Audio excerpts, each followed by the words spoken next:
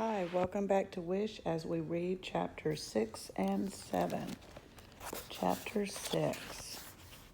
A few days later, Mrs. Willoughby called Bertha about my bad attitude.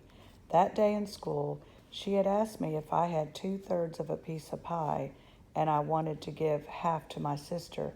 Then how much of the whole pie would that be? I told her I wouldn't give my sister any of my pie. Everybody had laughed except Mrs. Willoughby. She had turned red and pressed her lips together and made her eyes into little slits when she looked at me. When she called Bertha that afternoon, I was stretched out in Guy's easy chair watching TV. The fat orange cat named Flora was curled in my lap. I heard Bertha say, "She did?" and "Oh dear." Then she lowered her voice, and I could only make out bits and pieces drifting through the kitchen door. A rough time. Missing her family. Been hard on her. Then she hung up, and I kept my eyes on the TV when she came in and sat on the couch. That was Mrs. Willoughby, she said. A fast-talking guy on TV was pouring chocolate syrup on the floor and mopping it up with a miracle mop. "She told me you've been a little rude in school," Bertha said. Now the man on TV was showing the set of knives that came free with the miracle mop. Then Bertha started going on about how she knows how upset I must be about my family being all broken up like it is. Well, she didn't use the word broken, but she might as well have. She said she knew how it must be scary to see Mama like she was, how I must be worried sick about Scrappy, how I must miss Jackie so much. I kept my eyes on the mopping man, and in my head I said, "Pineapple, pineapple, pineapple." But Howard's stupid idea didn't work because the next thing I knew, I was hollering at Bertha. Mean words about minding her own business. And who cared about my broken up, sorry excuse for a family? Not me, that was for sure. The words kept spewing and got louder and faster. How I hated Colby and all those hillbilly kids and this nasty old house hanging off the side of the mountain and those canning jars in my room and especially those Cinderella pillowcases. Then I stalked outside, letting the screen door slam behind me, trying not to think about Bertha sitting there on the couch looking like she'd been stabbed in the heart. A couple of cats leaped out of my way as I stormed across the yard and up the driveway toward the road. I kicked at dirt and yanked on leaves and hurled gravel into the woods. When I got to the road, I didn't even care that the asphalt was burning hot under my bare feet. The mad was swirling inside me, making my ears ring and my stomach churn. But then, the next thing I knew, I was sitting in the dirt on the side of the road crying so hard I couldn't hardly breathe. What was wrong with me? Why had I said those mean things to Bertha? Why was I acting so hateful at school? And then, while I was sitting there wallowing in my pity, somebody said, "What's the matter, Charlie?" I looked up to see Howard standing by his bicycle in front of me. I put my head on my knees and mumbled, "Nothing." "Must be something," he said. "Go away." "Nah." He laid his bicycle in the weeds by the road and sat next to me. "You have to tell me what's the matter." This boy beat all. He sure had a lot of gumption for a little old red-headed up-down boy. "I don't have to tell you anything," I said. "Then you have to tell somebody." He pushed out his glasses. "Why?" "My mama says you should never keep your troubles to yourself. She says if you share them with somebody, they get smaller." "Go away," I said. "Did you kick somebody again?" I shook my head. "Poke him with the pencil?" "No," I hollered. Mama made this needlepoint sign that says, "If all your troubles were hung on a line, you'd choose yours and I'd choose mine." I lifted my head and stared at him. What's that supposed to mean? I asked him. It means everybody's got troubles, and some of them are worse than yours. He yanked a blade of grass and tossed it into the road, or something like that, he added. Ha, that's a good one. I could think of I couldn't think of anybody with worse troubles than me. Then I looked at Howard with his eyebrows knitted together and a look of pure worry on his face, and before I know it, he was spilling those troubles out to him. I was spilling out those troubles out to him. Told him how I wished Scrappy wasn't in jail, how he and I used to play poker and watch Wheel of Fortune and eat macaroni and cheese for breakfast. Told him how scared I was when I saw my mama crying to her pillow in her dark bedroom, not even caring one little bit whether I had clean clothes or even went to school. I told him how Mama and Scrappy would holler at each other the live long day while me and Jackie sat on her bed with the radio turned up loud so we didn't have to hear them. I told him about all the times I watched from the bedroom window when Scrappy drove off with his tires screeching and gravel flying while Mama yelled, "Good riddance to bad rubbish," from the front porch. I told him how much I missed Jackie, who knew all the words to nearly every song on the radio and would French braid my hair and share my nail polish with me. And then I told him those mean things I said to Bertha. When I was done, the silence settled over us, still and soft like a veil. The sun had gotten lower in the sky, sitting on top of the mountains in the distance, and the air had grown cooler. For a minute, I thought maybe Howard was embarrassed by all the stuff I told him and didn't want to know what to say. I was starting to wish I had never shared my troubles with him like that. But then he looked right at me and he said, "Want my advice?" Sure, I guess," I said. "You can't do nothing about Scrappy and them back in Riley," he said. "The only thing you could fix is what you done to Bertha." I guess he was right. I couldn't fix my mess of a family, but I could try to make things right with Bertha. I stood up and brushed off the dirt off the back of my shorts, and then I couldn't hardly believe my eyes. Right there at the edge of the woods was that brown and black floppy-eared dog. I put my finger to my lips and went, "Shh."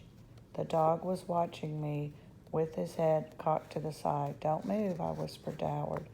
I took one slow step toward the dog, and guess what? He wagged his tail.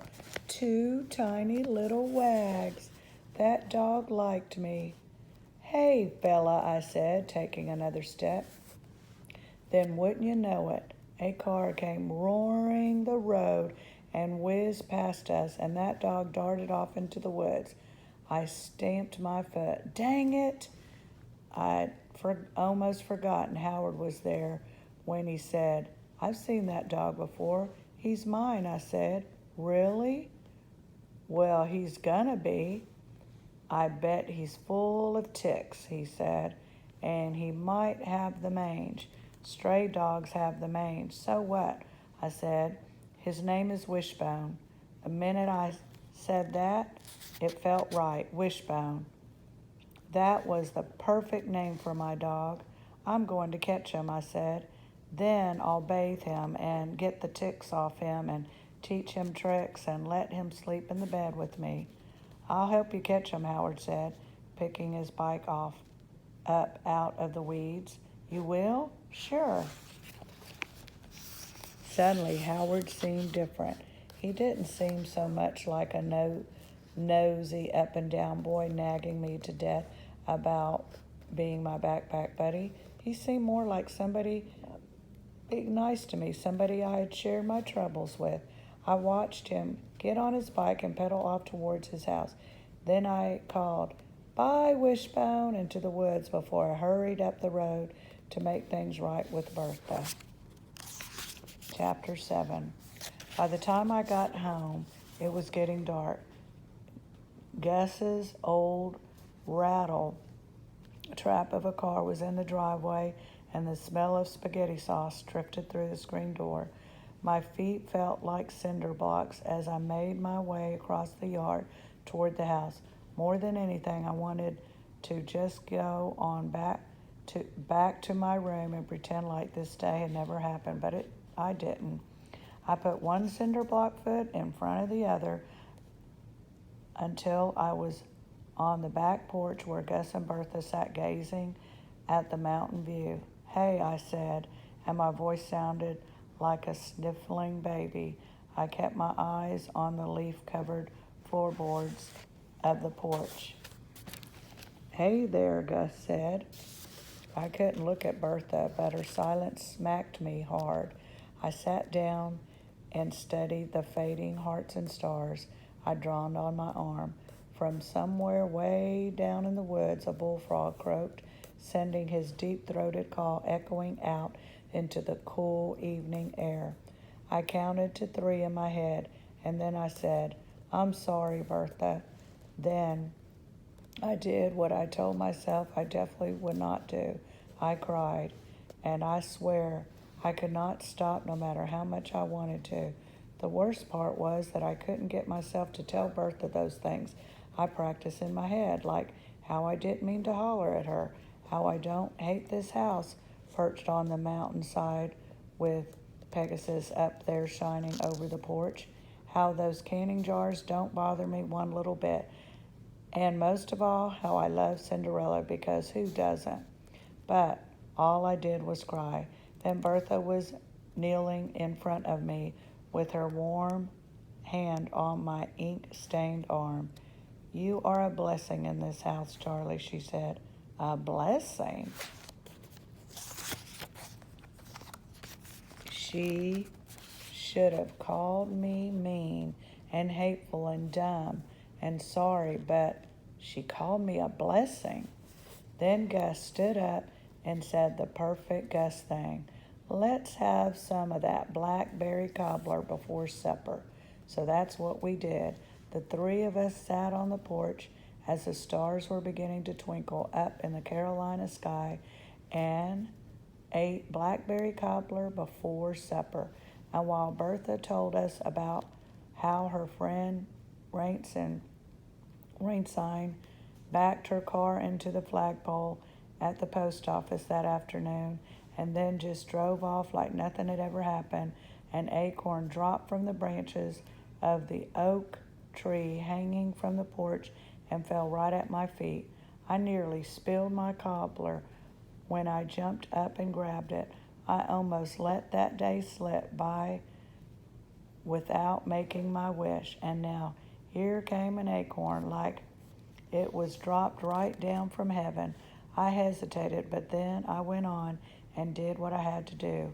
I turned in a circle 3 times, clutching that acorn tight and making my wish. Then I went back to my room and set the acorn on the windowsill. I would leave it there for 3 days to make sure my wish would be even stronger. That's what my Girl Scout leader and Riley told me about acorn wishes, and that could not be a lie because Girl Scout leaders do not lie. After supper, we had more blackberry cobbler. Gus went out to the garden to make sure the sprinkler was turned off, and Bertha said, "Stay right here, Charlie. I want to show you something." She went to her room, came back with a tattered shoebox. She took the lid off and said, "Look." I peered inside. It was photographs. Bertha rummaged through them and took one out. She smiled at it and handed it to me. "Your mama and me," she said, pointing to the handwriting on the back. "Bertha and Carla," in big printed letters. I took the faded photograph from her. 2 young girls sat on the hood of the car with their arms around each other. "Which one's Mama?" I asked. Bertha pointed to the smaller girl. I squinted down at her. She was missing her 2 front teeth, and had a Band-Aid on her elbow. I could not take my eyes off that girl. I imagined her getting down from that car and skipping in circles. I imagined her singing with her big sister Bertha in the back seat of their daddy's car. I imagined her telling knock-knock jokes and roller skating and eating ice cream on her porch at night. When had this gap-toothed little girl turned into that sad woman in her dark bedroom in Riley? Did y'all love each other? I asked Bertha. We sure did. Then she showed me some more photos. Mama opening a present beside a Christmas tree, the two of them playing with the puppy in the snow, Bertha pulling Mama in a wagon on a dirt road. Why don't y'all see each other anymore? I said. Bertha let out a big sigh and shook her head. We grew up, she said. When you grow up, sometimes life gets complicated. That wasn't a very good answer, but I could tell it was the only one I was going to get. So I just said, oh. When Gus came back in from the garden, we went out on the porch. They held hands while Bertha told about some old man selling moldy strawberries from the back of a truck out on Highway 14. Then she said, you can call Jackie tomorrow if you want to, Charlie. No, thanks, I said. I was so quiet I could hear Bertha breathing. I could feel her looking at me, but I stared out at the treetops. Charlie, she said, don't be mad at Jackie. I'm not mad at Jackie, I said, but that lie was like a dark cloud settling over us. I was mad at Jackie. She acted like she didn't have one single trouble hanging on her line, and she didn't care one bit about me. Then we sat in silence, breathing in the cool night air, listening to the crickets under the porch. That night, when I went to bed, I lay there in the dark and pictured a clothesline full of somebody else's troubles. I knew for sure there were a lot of them. I'd rather pluck off of the line than mine. I imagine what the other troubles might be. There would probably be toothaches and failed math test, lost cats and ugly hair, cheating boyfriends and broken down cars, but none of those could hold a candle to my troubles weighing down that clothesline like a sack full of bricks. I tiptoed to the window and stared out into the night, thinking maybe I'd seen a falling star to wish on. The moon was bright over the mountains and sent a shimmering glow across the yard, making shadows that snaked across the dogwood tree and crept along the garden fence. I knew Wishbone was out there somewhere all by himself. I wondered what he was doing, eating stale bread out of somebody's garbage, trotting along the highway in the moonlight, sleeping under somebody's porch.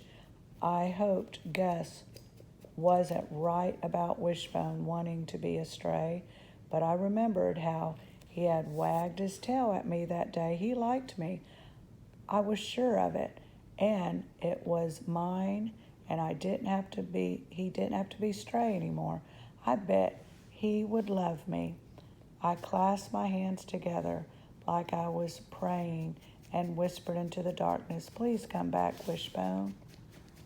And tune in next time when we read the next chapter.